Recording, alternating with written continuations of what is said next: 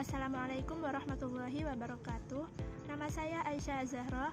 Saya mahasiswa semester 3 dari Sekolah Tinggi Ilmu Tarbiyah Muhammadiyah Paciran Lamongan dengan nomor induk mahasiswa 20233 40101 902. Tujuan pembuatan video ini adalah untuk memenuhi tugas akhir semester 3 mata kuliah pengembangan kurikulum pendidikan agama Islam yang diampu oleh Ibu dosen kita, Ibu Maftuha MPD.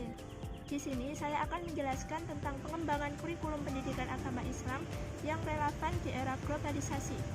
Langsung saja, simak pembahasan saya berikut ya. Pengembangan kurikulum pendidikan agama Islam dapat diartikan sebagai proses yang mengkaitkan satu komponen dengan komponen lainnya untuk menghasilkan kurikulum pendidikan agama Islam yang lebih baik.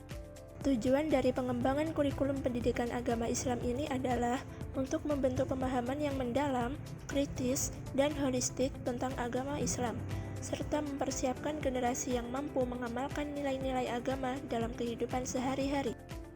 Pengembangan kurikulum pendidikan agama Islam yang relevan dengan tantangan era globalisasi. Era globalisasi telah membawa perubahan besar dalam berbagai aspek kehidupan, seperti teknologi, informasi, ekonomi, budaya, dan sosial.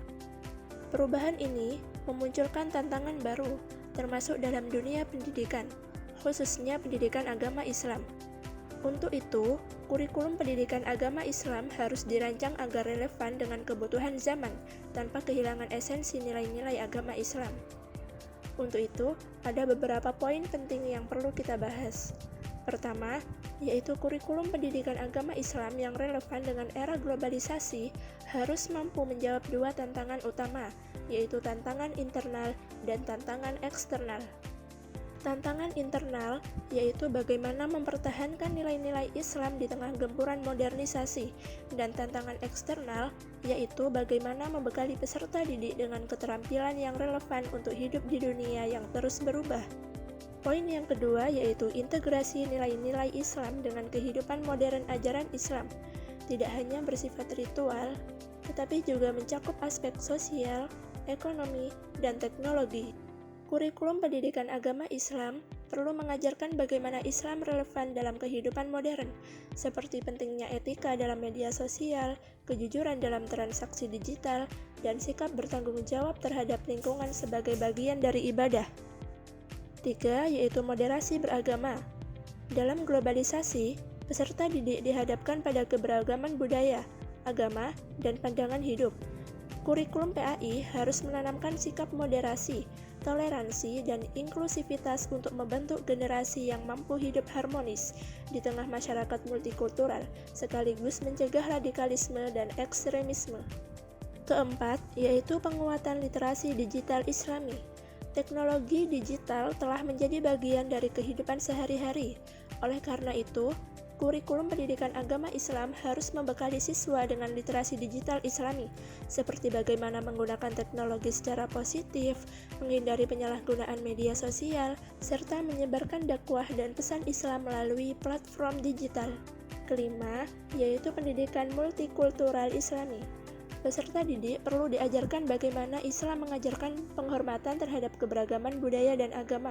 Dengan demikian, siswa tidak hanya memahami nilai-nilai Islam, tetapi juga menjadi agen harmoni sosial dalam masyarakat global. Keenam, yaitu meningkatkan kompetensi global berbasis keislaman. Selain memahami nilai-nilai Islam, siswa harus memiliki keterampilan abad ke-21, seperti berpikir kritis, kreatif, dan kolaboratif. Kurikulum PAI dapat dirancang untuk membangun kompetensi ini sambil tetap menanamkan nilai-nilai keislaman yang kuat.